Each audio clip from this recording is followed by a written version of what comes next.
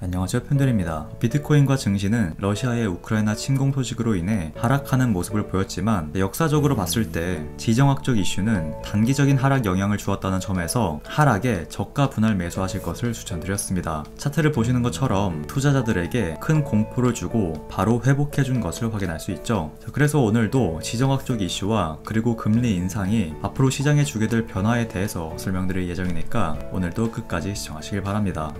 먼저 비트코인 일봉 차트를 보시게 되면 하루 동안 굉장히 큰 변동이 있었던 것을 확인할 수 있는데요. 바로 러시아의 우크라이나 침공 소식으로 인해 급락하는 모습을 보였다가 바이든 미국 대통령의 발언과 함께 바로 회복해 주었습니다. 물론 지정학적 이슈로 인한 하락은 단기적일 뿐 장기적인 하락을 불러오지 않을 것이라고 계속해서 말씀드렸기 때문에 최근 영상을 보신 분들은 이러한 하락이 크게 걱정되진 않으셨을 거라 생각이 드는데요. 뿐만 아니라 우리는 지정학적 리스크로 인한 하락에 저가 분할 매수해야 된다라고 알려드렸었고, 실제로 분할 매수로 대응하신 분들은 홀딩 포지션 유지하시면 되겠다라고 말씀드릴 수 있겠습니다. 그렇다면 이제 지정학적 리스크는 해소된 것이고 앞으로 상승만 남은 것인지 궁금하실 텐데요. 물론 바이든 대통령이 미군을 우크라이나에 파병하는 일은 없을 것이라고 발언하면서 더 큰 전쟁으로 이어질 가능성은 낮아지긴 했지만, 현재 뉴스를 보시는 것처럼 러시아군이 우크라이나 수도의 공항과 일부 지역을 장악하고 있고, 여기서 우크라이나가 사실상 항복하지 않는다면 다시 한번 큰 위기로 번질 수 있다는 점에서 단기적인 가격 변동엔 주의할 필요가 있겠다고 말씀드릴 수 있습니다.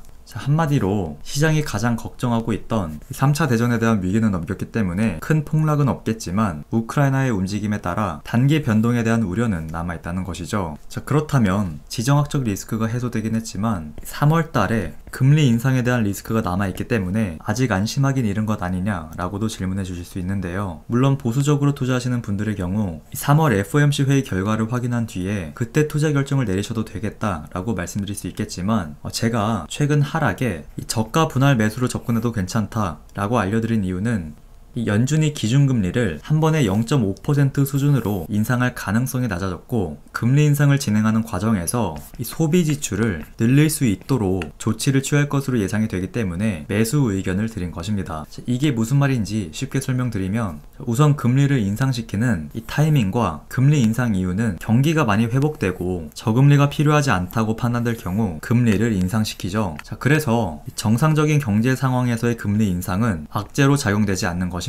왜냐면 경기가 살아있다는 것은 소비 증가로 이어지게 되고, 소비 증가는 이 기업들의 매출 증가로 이어지면서 주가 상승을 견인하기 때문에 정상적인 경제 상황에서의 금리 인상은 악재가 아닙니다. 그러나 현재 모습을 보게 되면 아직까지 경기가 완벽하게 살아나지 못한 상황이지만 이 심각한 인플레이션을 잡기 위해 미국은 금리 인상을 계획하고 있죠. 그래서 최근 시장은 금리 인상 소식에 예민하게 반응했던 것입니다. 그러나 골드만삭스도 그렇고 저도 여러분들에게 증시와 암호화폐 시장이 연말 상승 마감할 것이라고 말씀드린 이유는, 미국이 금리를 올리긴 하지만 경기 회복이라는 비슷한 효과를 주기 위해 소비 지출을 늘릴 수 있도록 조치를 취할 예정이라는 점에서 증시와 암호화폐 시장이 올해 상승 마감할 수 있다고 말씀드린 것인데요. 이 소비 지출이 늘어나게 되면 방금도 알려드렸듯이 기업들의 실적 증가로 이어지게 되고, 이 실적 증가는 주가 상승으로 이어진다는 점에서 올해에도 증시가 상승할 수 있다는 뜻입니다. 그래서 암호화폐 시장의 경우에도 올해 증시가 상승하는 모습을 보이면 이 위험 자산에 대한 선호 심리가 개선되면서 같이 상승하는 모습을 보일 확률이 높고, 또 비트코인 현물 ETF 승인에 대한 기대감, 그리고 메타버스나 디파이 산업에 대한 성장이 전체적인 암호화폐 시장의 상승을 견인할 수 있다는 점에서 올해에도 상승을 기대해 볼 수 있다라고 말씀드릴 수 있는 것입니다.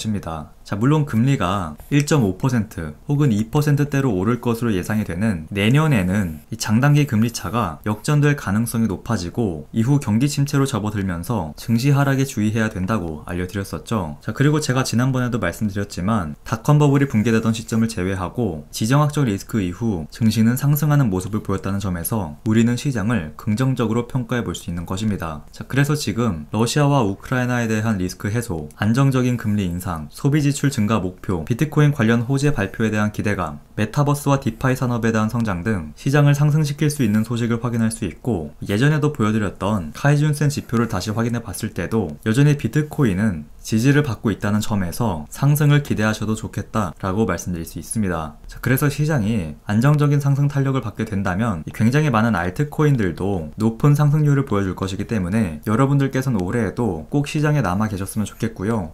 시장 상황을 참고하면서 어떤 알트코인에 투자하면 좋을지도 알려드릴 예정이니까 앞으로도 꾸준히 시청하시길 바랍니다. 자, 오늘 제가 준비한 소식은 여기까지고요. 오늘 영상이 도움이 되셨다면 좋아요, 구독 한 번씩 부탁드립니다. 지금까지 팬들이었습니다. 감사합니다.